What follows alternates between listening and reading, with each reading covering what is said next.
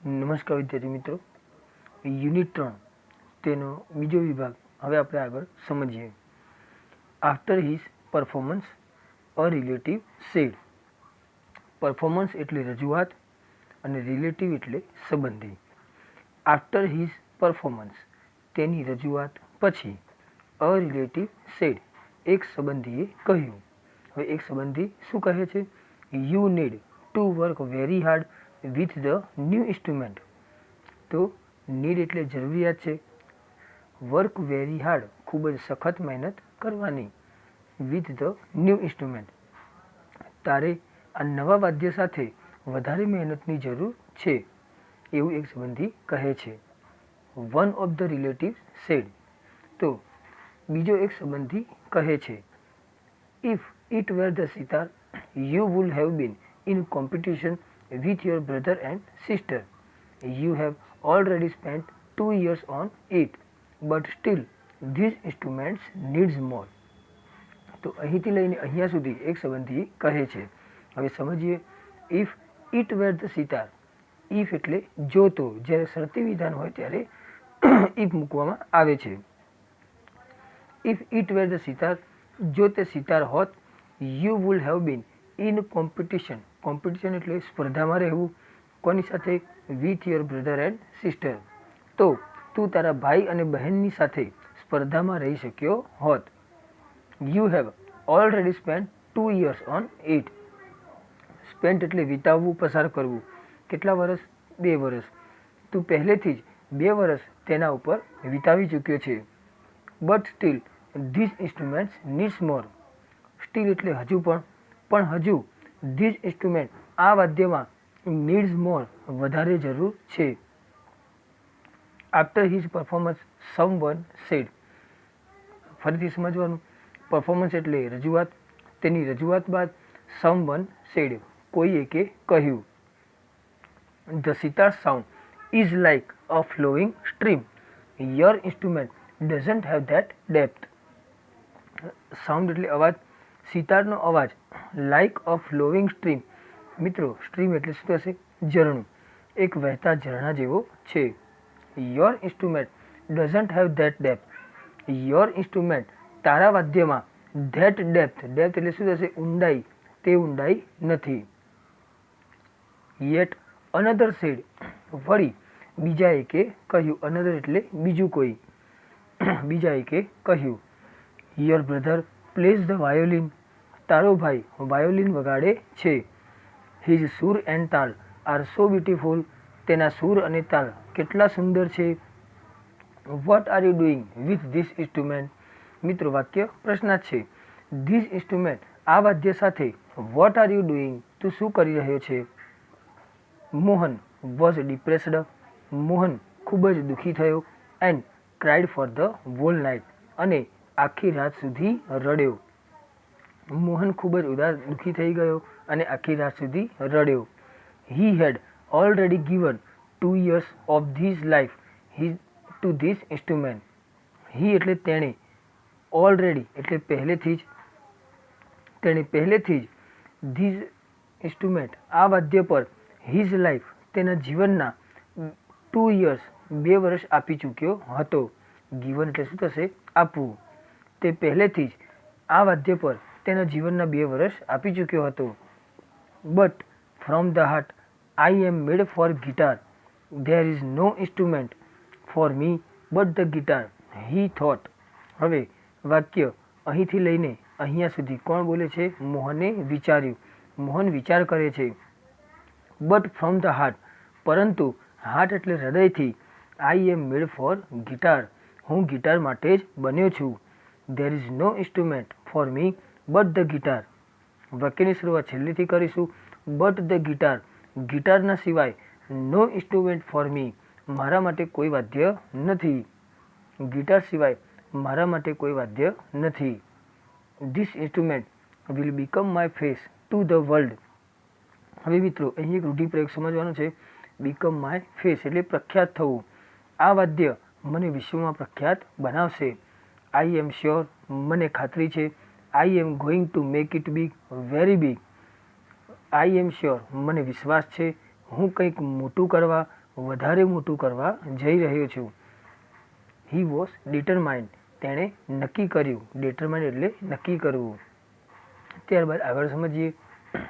This experience took place when Mohan was only 16 years of age. તો this experience એટલે થશે અનુભવ. આ અનુભવ થયો ત્યારે મોહન માત્ર 16 વર્ષની ઉંમરનો હતો. જ્યારે આ બનાવ બન્યો, આ જ્યારે કાર્યક્રમમાં જે પરફોર્મન્સ આપ્યું, ગિટાર વગાડ્યું, તો એ વખતે મોહનની ઉંમર કેટલી હતી? 16 વર્ષની હતી. It was the turning point of his life. તે તેના જીવનમાં ટર્નિંગ પોઈન્ટ, પરિવર્તનનો સમય હતો. Mohan doubled his riyaz. મોહને તેનો રિયાઝ બમણો કર્યો. ડબલ એટલે બમણું કરવું. And practised for about 10 hours a day. અને અ ડે દિવસના અબાઉટ 10 hours લગભગ 10 કલાક જેટલી પ્રેક્ટિસ્ડ એટલે તાલીમ લીધી. મોહને તેનો રિયાઝ બમણો કર્યો અને દિવસના 10 કલાક જેટલી તાલીમ લીધી. He also studied other aspects of guitar. Aspects એટલે પાસાઓ અથવા બાબતો. તેણે ગિટારની અન્ય બાબતોનો પણ અભ્યાસ કર્યો હતો. He decided to incorporate the speciality, technique and sound of every instrument into the guitar. He એટલે તેણે, ડિસાઇડેડ એટલે શું થશે? નક્કી કરવું. તેણે શું નક્કી કર્યું? ગિટારની અંદર એવરી ઇન્સ્ટ્રુમેન્ટ, દરેક વાદ્યના સ્પેશિયાલિટી, ખાસિયતો, ટેકનિક અને અવાજને ટુ ઇનકોર્પોરેટ, ભેગું કરવાનું નક્કી કર્યું. તેણે ગિટારમાં દરેક વાદ્યના ખાસિયતો, ટેકનિક અને અવાજને ભેગું કરીને એક કરવાનું નક્કી કર્યું. He wanted to invent something which gave the sound and tune of the western guitar but food B played like an Indian Veena. He wanted to invent something. તે કંઈક એવું શોધવા માગતો હતો. ઇન્વેન્ટ એટલે શું થાય? શોધવું. Which gave the sound and tune of the western guitar, કે જે વેસ્ટર્ન ગિટાર, જેના અવાજ અને તાલ કેવા હોય? પશ્ચિમી ગિટાર જેવા હોય. But could be played like an Indian veena. પરંતુ એક ભારતીય વીણાની જેમ કુલ્ડ બી પ્લેડ, તેને વગાડી શકાય. આખું વાક્ય ફરીવાર જોઈએ. તે કંઈક એવી શોધ કરવા માગતો હતો જેના અવાજ અને તાલ પશ્ચિમી ગિટાર જેવા હોય, પરંતુ તેને ભારતીય વીણાની જેમ વગાડી શકાય. Not only the sound that my instrument produce is important, but it must also express my vision, what I want to say through the instrument, he said to himself. તો અહીં આપણે જોઈએ, he said to himself, તેણે વિચાર્યું. શું વિચાર્યું એ સમજીએ. Not only the sound that my instrument produce is important. શરૂઆત કરીએ. માય ઇન્સ્ટ્રુમેન્ટ, મારું વાદ્ય. ઓનલી ધ સાઉન્ડ પ્રોડ્યુસ, માત્ર અવાજ ઉત્પન્ન કરે. ઇટ્સ નોટ ઇમ્પોર્ટન્ટ, તે મહત્વનું નથી. ફરીવાર સમજીએ. મારું વાદ્ય માત્ર અવાજ ઉત્પન્ન કરે તે મહત્વનું નથી. But it must also express my vision, પરંતુ તેમાં માય વિઝન, મારા વિચારો, ઓલ્સો એક્સપ્રેસ, પણ રજૂ થવા જોઈએ. પરંતુ તેમાં મારા વિચારો પણ રજૂ થવા જોઈએ. કયા વિચારો? What I want to say through the instrument, કે જે હું મારા વાદ્ય દ્વારા કહેવા માગું છું. ફરીવાર આખું વાક્ય જોઈશે. મારું વાદ્ય માત્ર અવાજ ઉત્પન્ન કરે તે મહત્વનું નથી, પરંતુ તેમાં મારા વિચારો પણ રજૂ થવા જોઈએ કે જે હું વાદ્ય દ્વારા કહેવા માગું છું. તેણે વિચાર્યું. And finally, with untiring efforts and understanding of ragas, he created the wonderful Mohan વીણા.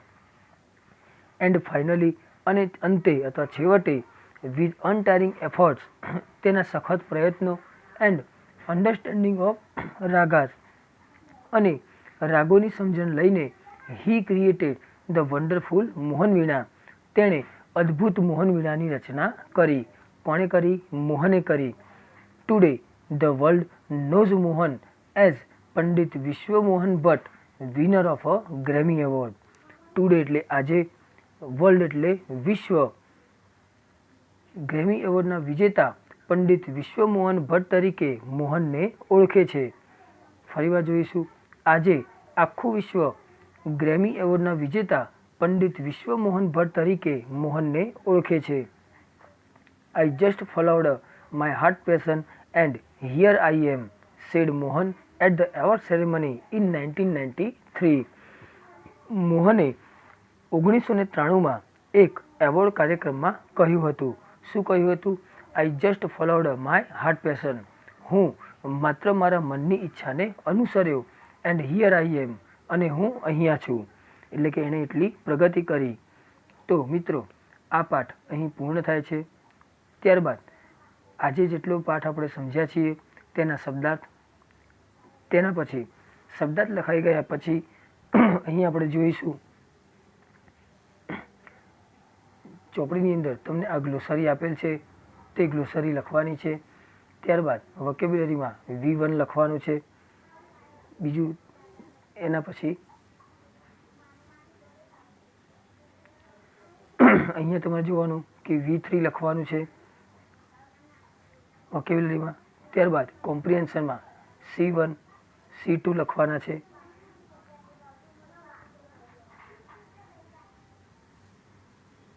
અને આ પ્રશ્ન એક C5 લખવાનો છે.